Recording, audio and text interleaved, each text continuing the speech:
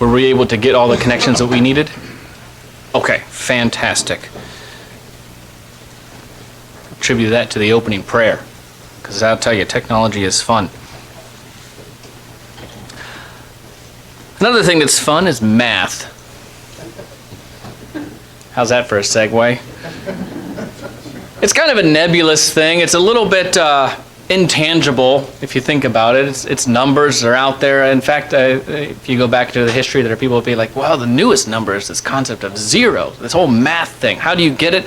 I remember going through and you've got calculus with imaginary numbers. You're like, what? What are those things even? If you're earlier than that, you're like negative numbers. How do you even get these sort of concepts? But this idea of math, as intangible as it might be, is really baked into us as human beings.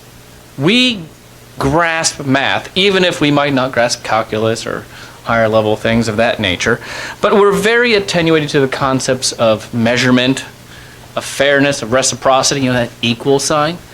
Something on this side is equal to that side. If you put a scale, and God has a lot to say about scales, if you have even scales or not, but this whole idea that if you give me this, I will give you that. It's an equation. It's a mathematical equation of what it is. Now we understand that, and we understand that equality and fairness and evenness is fantastic. But the funny thing about that is, even though we grasp that, we all want more than what the other person has. We want it to be heaped and overflowing on our side. We're selfish as human beings, generally speaking. Now, there are some anomalies, but generally, we are there. For us, it's almost like, the concept of a zero-sum battle, if you're familiar with that. The idea that you can't have two winners, right? This whole idea of a tie. They used to have ties in sports games, and they're like, nope, we got overtime. Double overtime. There will not be a tie. Somebody has to win. And so you can't both be winners, so somebody has to be the winner and somebody has to be the loser. Now this manifests in, obviously, sports, war, arguments, in our thought processes, all those human interactions that we have. They find, social scientists often find that it makes people uncomfortable when there is an inequality in a relationship. Like, if you're the person who is constantly receiving the free meal because your friend is paying, now that might be okay because there are extenuating circumstances, but if something in a relationship moves past to where it's like, oh, there isn't an extenuating circumstance, it can get to be awkward. If you're always the one who's paying for it and you won't ever let someone else pay for the meal, that can also make things awkward because the equation is not balanced. It's not even on both sides. Now, it can be really easy to see this. I mean, you and I, we are not selfish like this. We don't function like this. And so when we see it in others, it's glaring, we recognize it, and I think that sometimes it's really easy to see in infants because they can't talk back to you yet. And so I've got an infant at home. You can see these tendencies of selfishness. It's like they want something, they want it now. Babies are very needy. They're very selfish. And they're very dependent upon everybody around them. They really are, they're net consumers. They don't produce anything yet. They're just there. They expect other people to care for them. Like, my daughter wants to be held. Nope, not by you, by the other person, or however it moves around. Babies are like, they know what they want. They can be demanding, they can be selfish, they can want things, and they make it very clear. But there's an expectation, though, that you would be caring for them, that an adult is going to be caring for them. I've been thinking about this, and let's turn over to Matthew 18, because when we think about little kids, we think about selfishness, we're thinking about all these things that we as Christians ought to be doing. And I refer to little kids lovingly as ground slugs. Because for like the first 4 to 6 months, you put them down, they don't move. It's like the best. It's the best because you don't have to worry about where they're going to end up.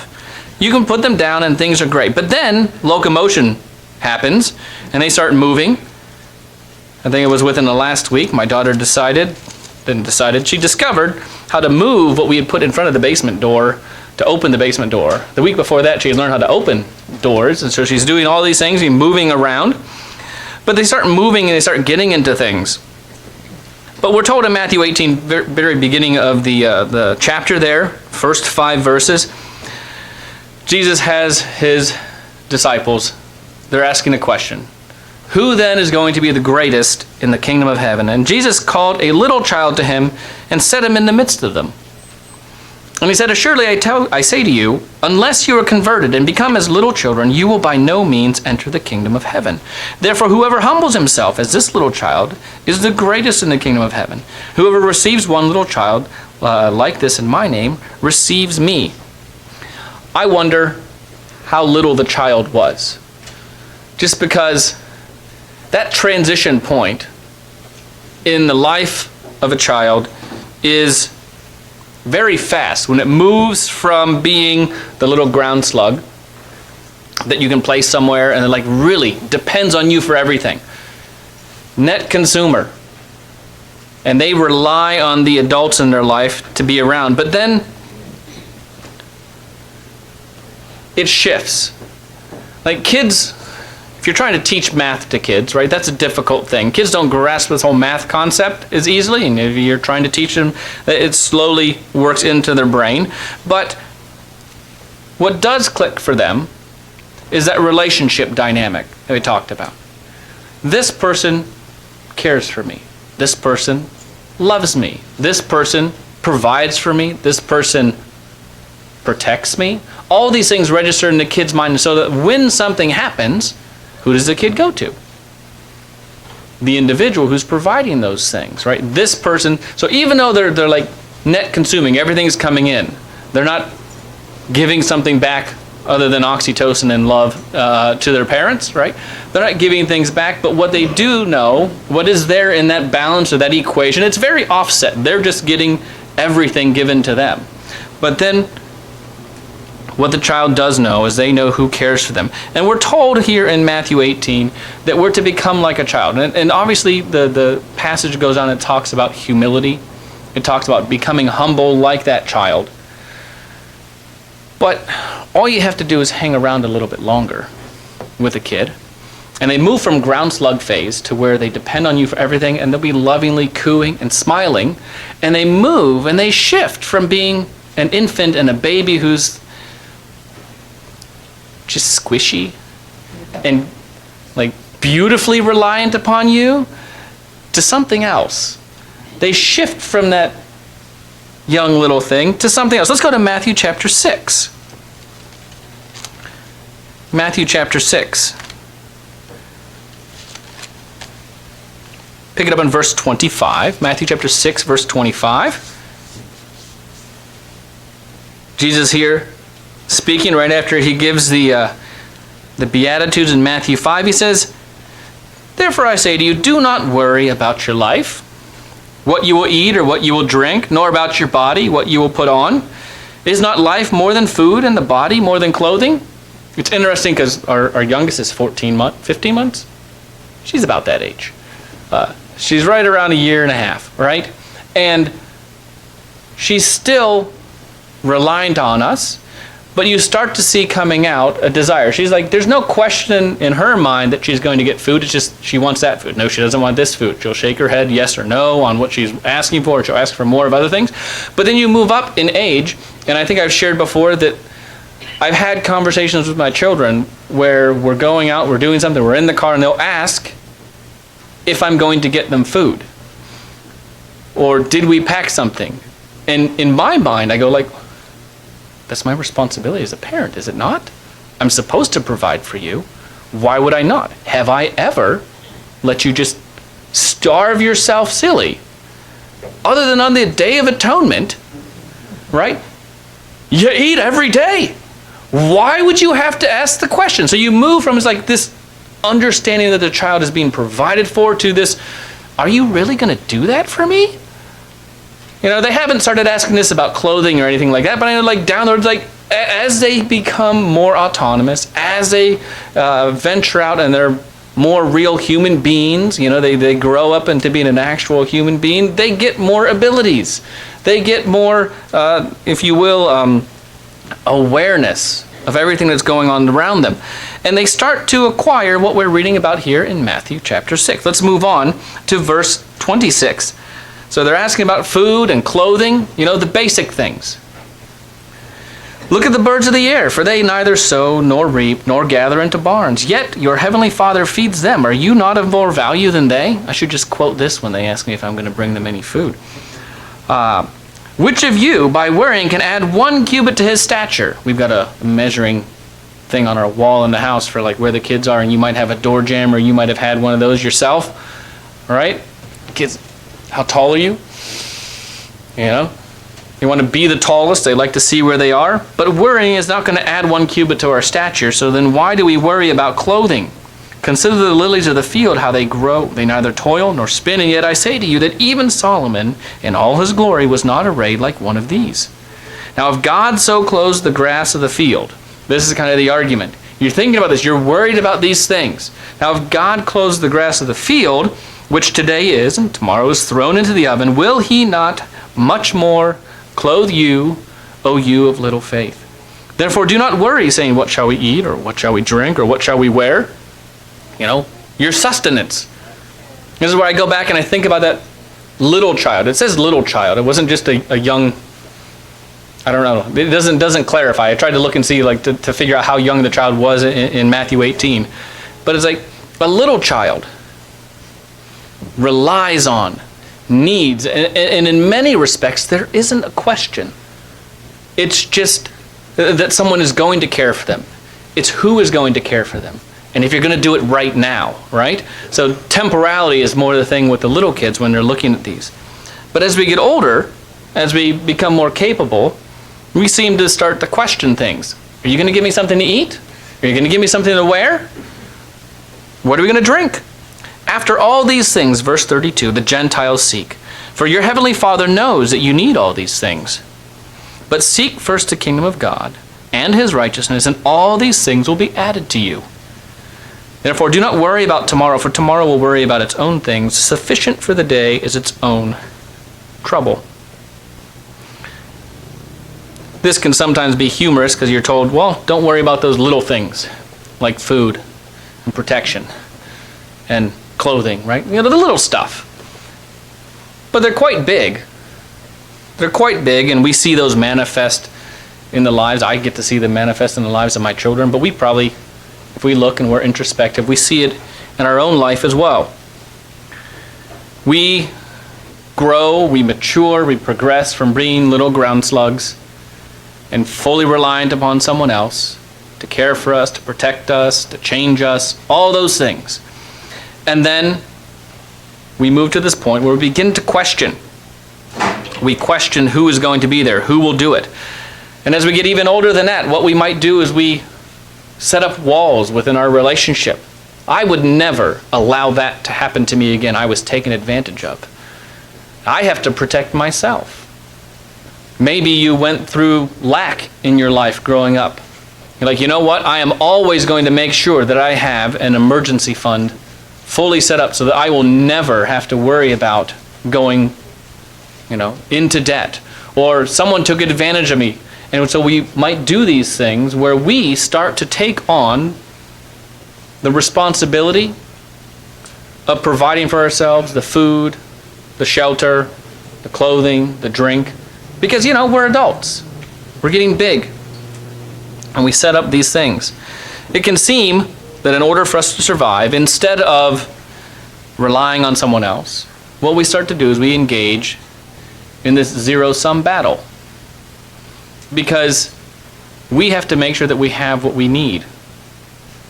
And if we're trying to get what we need, everything around us, whether it's time, our energy, finances, any of those resources, it's either we have them or someone else has them. Oftentimes, because if I'm holding my daughter, it's kind of funny during the songs, I was watching, my brother-in-law is holding my daughter, his wife is holding their son, and they're looking at each other. The babies, the little kids are looking at each other. It's like, hold on, why is my parent holding you, right? And you get that because you're like, well, you got two arms, you got two parents, but we start to develop this awareness, this mindset. I shouldn't even call it awareness. We develop this mindset that it's almost like it's me or you. I have to be able to have this. I've had a lot of conversations here over the last couple of weeks. The example that Mr. Kanako left, he gave so much to so many people. And he always seemed to have more. And you're like, oh, how did he do that?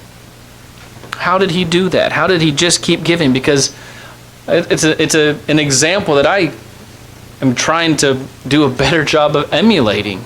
And I don't do a very good job of that. It's like, I feel like my resources are finite. Oh, I have to give this to my family. Oh, I have to give this to the job. Oh, I have to give this. And there's not enough. It manifests in so many different ways to where we'll start to pull back and we start to pull in because the equation isn't balancing, and that makes us feel awkward. And it's a difficult thing. But God tells us to become more like a child. Because in that ground slug phase, it's a beautiful thing because there's no equation. It doesn't even come into mind. It does not even come into mind. They're not sitting there going like, well, if I do this, I'm going to fill up my account. No, it's just like, this is what I need right now. Dad, Mom, will you provide me with that?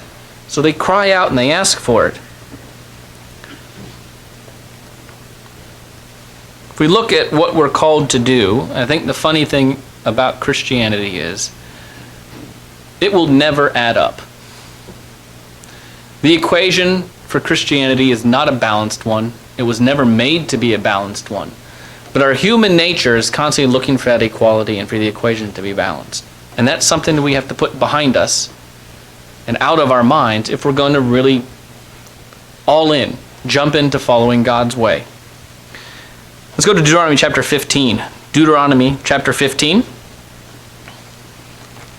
Probably didn't say the scriptures enough because I saw them popping up on the screen. So for those who are taking notes or don't see the screen, I apologize. Let's go to Deuteronomy 15. Slow it down here a little bit.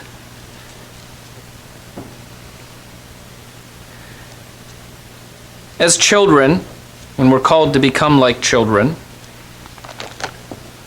it's like you could say it's a regression. Maybe in some fashion it is. But God is asking us to say, hey, will you rely on me? It's a wonderful question. I've talked about this when I've talked about the covenants and what God is really asking in the various covenants. It doesn't matter whether you're talking about the Adamic covenant or the Noachian covenant or the Abrahamic or the Mosaic you can go to every single covenant that you could possibly look at in Scripture. And the very core essence of each of those is one question. Am I willing to trust God? Am I willing to trust God? That is the core of every single covenant that He has. Will you trust me to give you truth and protection and food? Adam and Eve said, nope, I'd like to decide that for myself. For each and every one of us, that is the question. He's continually asking, do you trust me? And we see so many examples in Scripture of where He poses an opportunity for His children to learn that.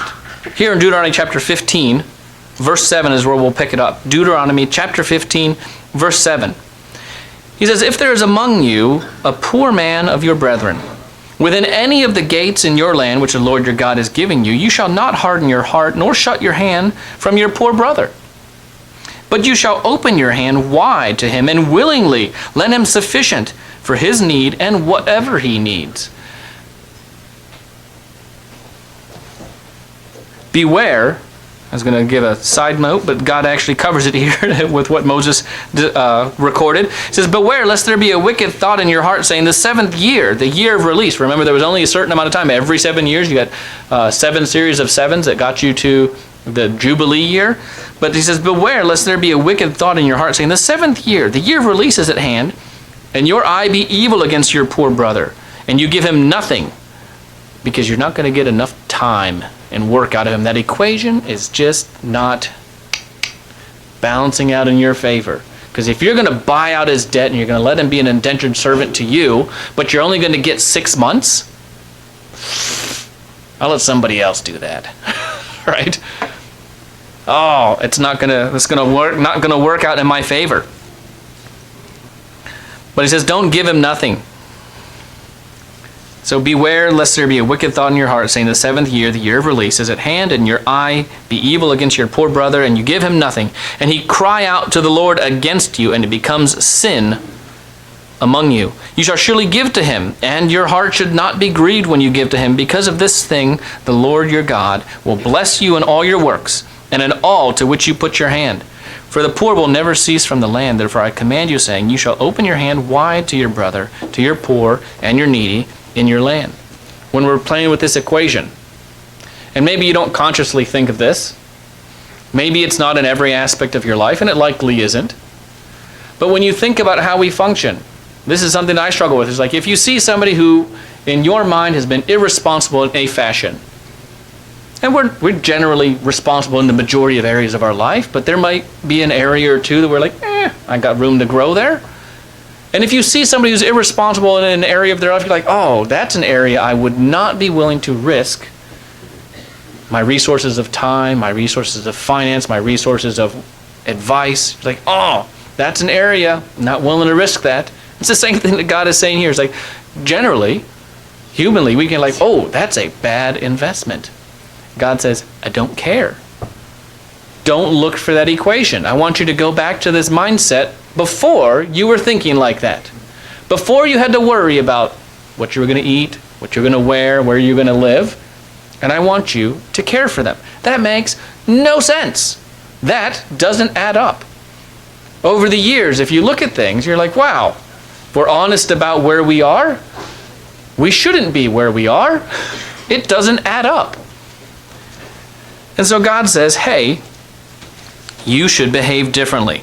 We see this brought out in Proverbs 19, this concept from Deuteronomy of giving to the poor. They're always going to be there, so there's always opportunity. And in Proverbs 19, verse 17, we see here a really interesting concept, because nobody likes to make a risky investment, right? You're like, ooh. Sometimes you put it in, you're like, well, I'm playing the long game. I'll let it be riskier now. I'll get more conservative later on. But here's what God says about this. He says it in Proverbs 19, verse 17. He says, he who has pity on the poor, you're giving to the poor, is lending to the Lord, and he will pay back what he has given. You know, God says never enter into an agreement with somebody, with a fool, and he's saying be wise, but be careful about who you are going into a contract, or a legally binding contract, or a financial agreement with. But this is an interesting thing, because he says, you know what? Give to the poor. Lend to them, because I'm going to take care of you. The beautiful thing about this is God makes good on his promises. Right? Just like a parent. Are you going to leave the baby or the kid who's your responsibility to make, nope, just don't feel like feeding you today. Just didn't want to. That's not what God does. He cares for us. He provides for us. He says, you know what, if you're going to change your mindset from trying to make sure that you're taken care of and that you've got something coming back to you, if you will throw that out of the equation, don't let that be a part of your calculus, and instead recognize that when you give to the poor, you're actually lending to me. And I got no problem paying you back whatsoever. Luke chapter 12, Luke 12, verse 22.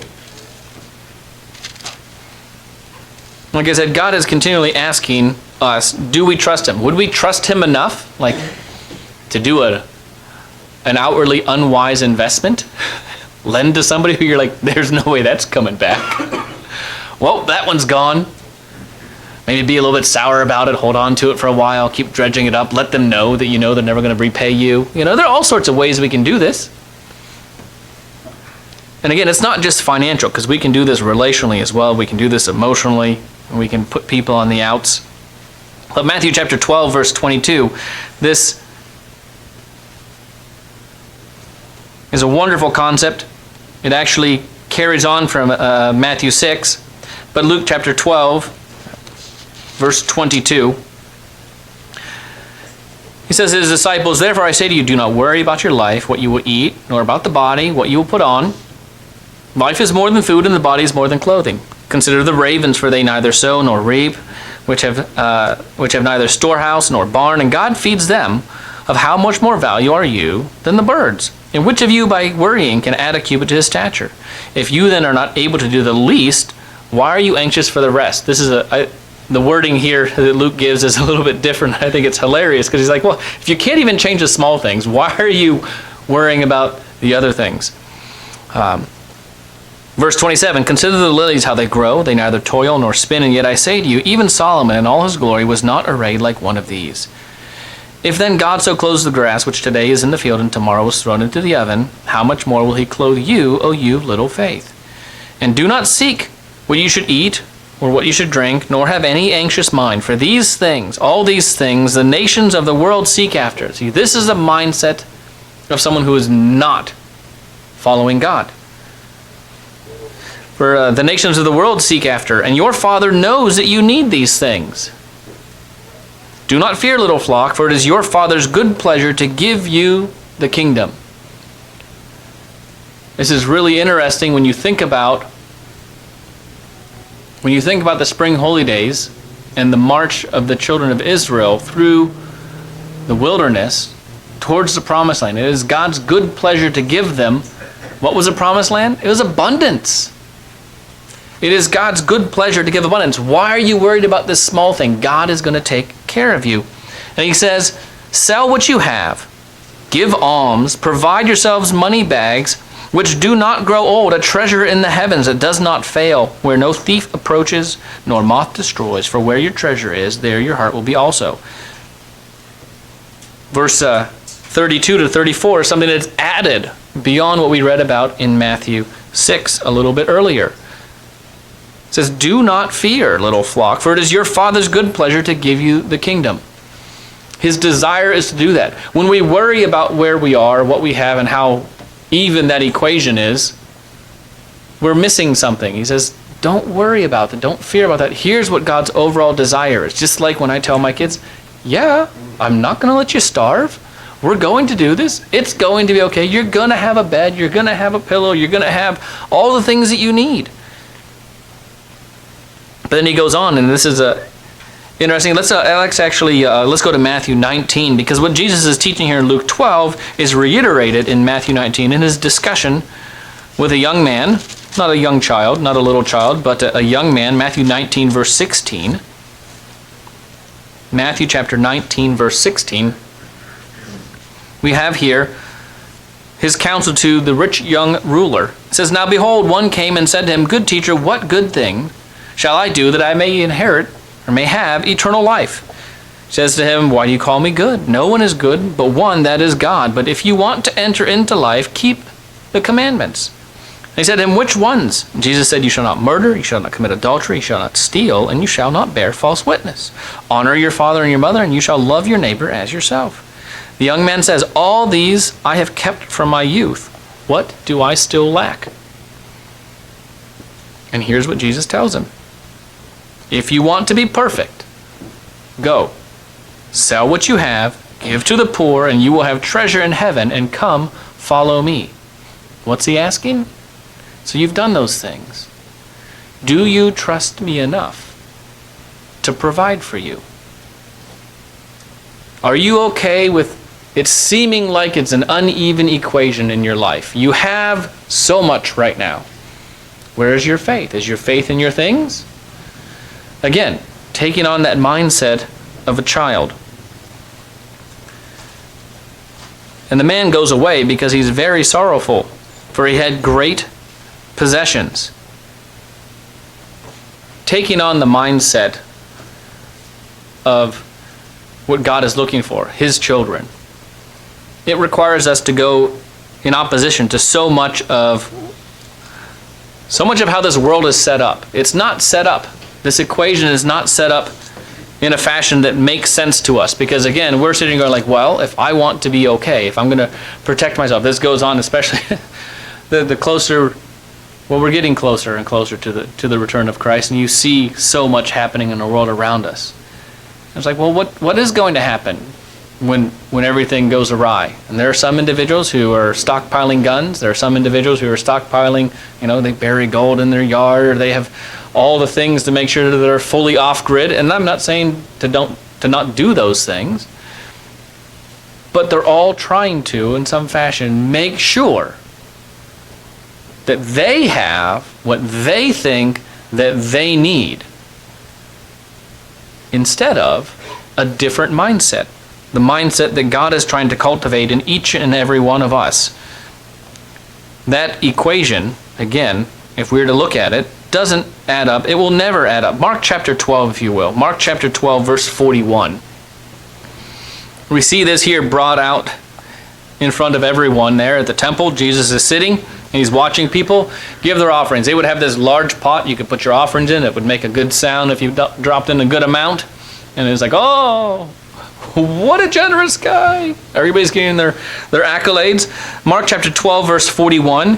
We have here an individual that Jesus sees. He's sitting opposite the treasury. This is Mark chapter 12, verse 41. Jesus sat opposite the treasury and saw how the people put money into the treasury, and many who were rich put in much. Got to keep up with the Joneses. You got to make sure that everybody knows if it's going to be a public thing, because then you're not only investing, but financially to do a good thing, but also everybody else around you knows. And so the equation is up, up, up. It's fantastic. Look at that great person. But verse 42, then one poor widow came and threw in 2 mites, which make a quadrans. So he called his disciples to himself.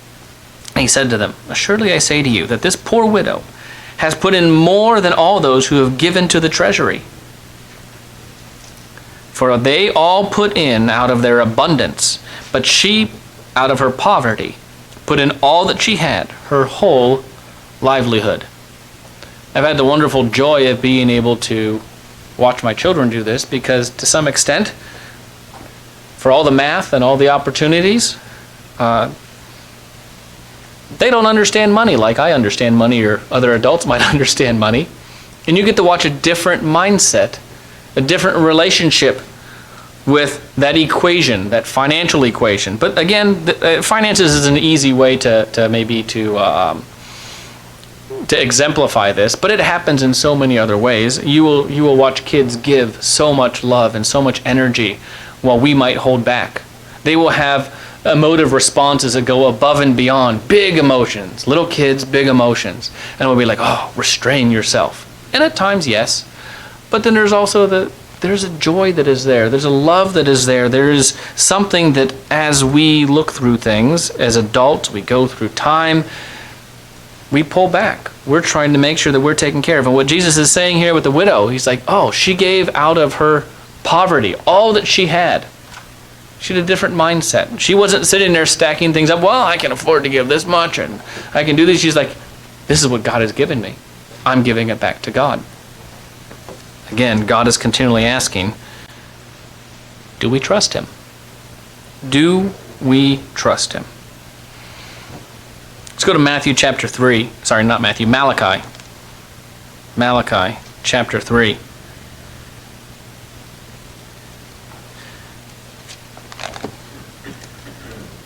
As we consider our Christian walk and what God has brought us along, the beauty and maybe perhaps frustration, they can happen concurrently, is that almost nothing about God's way adds up.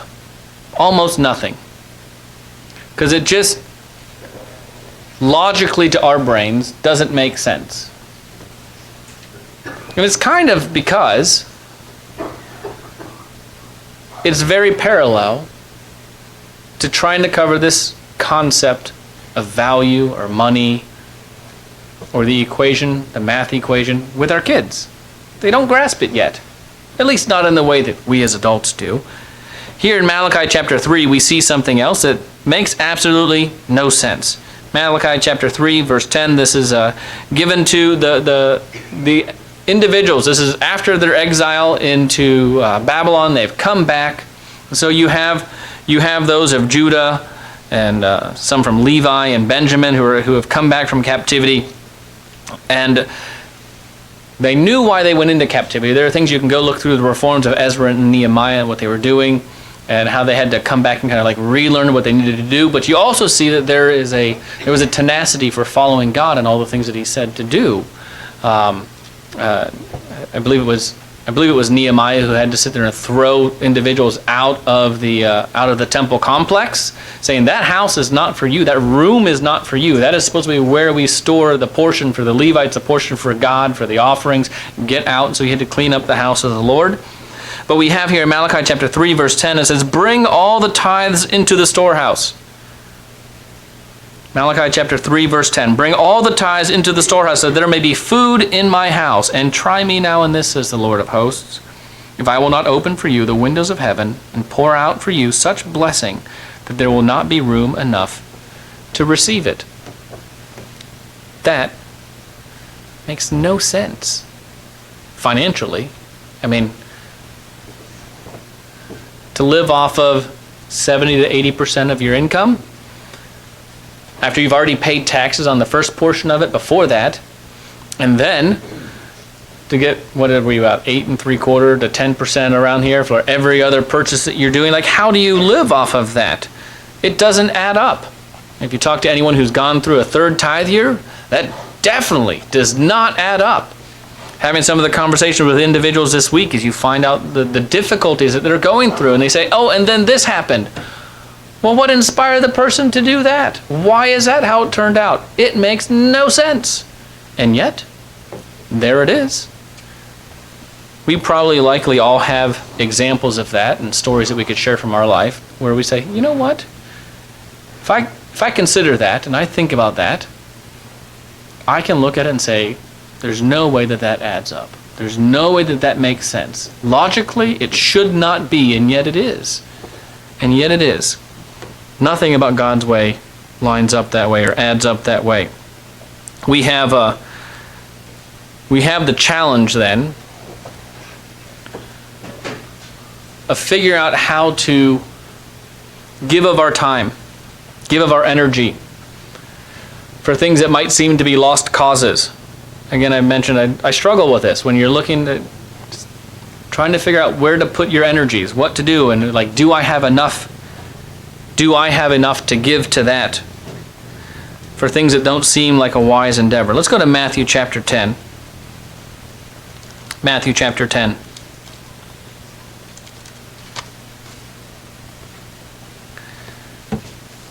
And this is where that equation begins to shift.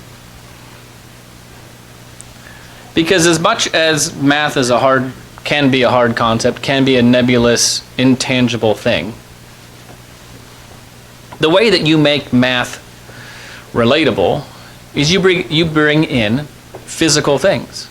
They have them, if you're ever in the classroom, they call them math manipulatives, and you can bring in the little blocks and you can stack them up here. You can start to see, well, this number by this number gives you the area, and this number plus this number, these are the ones, these are the tens, these are the hundreds, and you start to grasp this concept of the equations that you're building when you're teaching math. And one of the interesting things is that we have that same opportunity as children to learn that with God. Matthew chapter 10, verse 6 is where we'll begin. Matthew chapter 10, verse 6. Jesus is sending out his 12 apostles. And he commanded them, saying, "Do not go into the way of the Gentiles, and do not enter a city of the Samaritans, but go rather to the lost sheep of the house of Israel. And as you go preaching, saying, the kingdom of heaven is at hand. Heal the sick, cleanse the lepers, raise the dead, cast out demons. Freely you have received, freely give. Provide neither gold, nor silver, nor copper in your money bags, nor bag for your journey, nor 2 tunics, nor sandals, nor staffs, for a worker is worthy of his food." Goes right back to Matthew chapter 6, goes right back to Luke chapter 12. Don't worry about what you're going to eat, what you're going to drink, what you will wear. It says, I will provide for you. The beauty of this is that if they're going out and they're doing this, and they're trusting that God is going to provide for them, what ends up coming back is that as they preach a message of hope, as they exemplify this gospel of hope of the kingdom, is that the people who are receiving this see the value of it and care for them according to the value that they see. You start to see the equation. You just say, oh, God took care of me here. God asks for obedience. God protected me. God provided for me. And you start lumping things onto this equation. You begin to see. And this is one of those things where if you have a kid and you're like, well, you've got a whole stack of cookies and you just, these are my cookies. I want to have a cookie every day for the whole month. Well, now it's you versus them, right? Or is there a way, and the other idea, like you teach a man to fish sort of concept, is like you can do things together. You're either going to fight with each other over the limited resources, or you're going to figure out a way, or we're going to figure out a way to work together. What Jesus is teaching his disciples here is going out. It's like, I mean, what endeavor do we ever go into? We're told, count the costs. Consider what man building a tower is going to go and do that if he hasn't first counted the cost, or who's going to send out an army if he hasn't first figured out whether he has enough men to win. And Jesus says, I want you to go out and just preach. Don't worry about what you bring. Like, hold on. Same guy saying the same thing. How do you do that? It's a matter of faith. It's a matter of trust. And again, the expectation that he wanted his disciples to be able to see here is that the people with whom they're sharing this hope are going to see the value in it. And when we see the value in it, the commiserate reinvestment is something that comes naturally. I mentioned that my wife and I are trying to teach our kids about value and money. And as kids, that can be a very difficult thing to grasp. I should take away that qualifier. I shouldn't say as kids. Because as human beings, that can be a very difficult thing for us to grasp. I said at the beginning, it's easier to see it in other people. It's harder for us to see it in ourselves. If we admit to ourselves, math is hard. That's difficult. Why would we do? But if you're thinking about your Christian walk, and you're thinking about what you and I have each been called to do, we don't really fully grasp those mathematical concepts either. Because it's likely that we're withholding in some fashion the amount that we could give, what we could do in going beyond. Again, I had conversations with Annie talking about what Mr. Knockle did and all the people he wrote letters to, all the people he kept in touch with over his 65 years in God's church. And he just kept going. He just added more to it. Like how? How did he have the energy to do that? How did he have the availability? Like my carnal human brain does not wrap around how someone keeps giving like that without asking, hold on, do I have enough left for someone else? And the only answer is exactly what Jesus tells his disciples in this discussion here in Matthew 10. He says, I lost my spot here. Verse 8. Second half, he says, freely you have received, freely give. When that happens, when we buy into that aspect of the equation, then it doesn't matter because you don't have to provide gold or silver or other things because God provides it. Put the tithes into the storehouse, and God says, I will open heaven and I will provide for you. It's a difficult leap to make because it requires the one thing that God is constantly asking from each and every one of us. Do you trust me to provide for you? Do you trust me in all those areas of our life? Do we trust him? There is an amazing blessing of having the mind of a child. When he told all those who were there, he says, oh, you want to argue about who's going to be the greatest? Bring a young child, a little child, sit on the lap. And he says, you know what? If you will humble yourself as this child, you will be the greatest in the kingdom. There is a blessing to the naivety of a child when it comes to that mathematical equation of what I have versus what I need. We all need to have that naivety, if you will. Because this world revolves around money. It revolves around trying to pay your mortgage. You can come up with all these reasons to why, kids don't understand because they don't have bills. They don't pay utilities. They don't have to get there to make sure they have a mortgage payment. They just don't get it yet. When they're older, they'll grasp it. I'm not saying don't teach our kids to be responsible about finances. But it's like they don't get it now. Well, we could say the same thing about ourselves. Because God is offering the same thing. He's like, why are you asking me if I'm going to feed you? Have I not continued to feed you?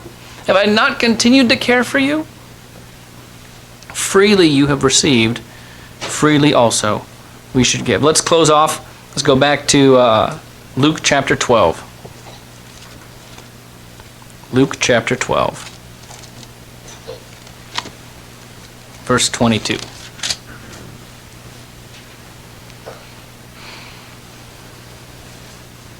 Christ says to his disciples, "Therefore I say to you, do not worry about your life, what you will eat, nor about the body, what you will put on. Life is more than food, and the body is more than clothing. Consider the ravens, for they neither sow nor reap, which have neither storehouse nor barn, and God feeds them. Of how much more value are you than the birds? And which of you by worrying can add 1 cubit to his stature? If you then are not able to do the least, why are you anxious for the rest? Consider the lilies, how they grow. They neither toil nor spin, and yet I say to you, even Solomon in all his glory was not arrayed like one of these. If then God so clothes the grass, which today is in the field and tomorrow is thrown into the oven, how much more will he clothe you, O you of little faith? Do you seek what you should eat, or what you should drink? Nor have anxious, and do not seek, or what you should eat, or what you should drink, nor have anxious mind. For all these things the nations of the world seek after, and your Father knows that you need these things. But seek the kingdom of God, and all these things will be added to you." If we follow this, this is where Christianity adds up. This is how it makes sense. Let's make sure that we have this mindset of giving freely, just as we have received freely.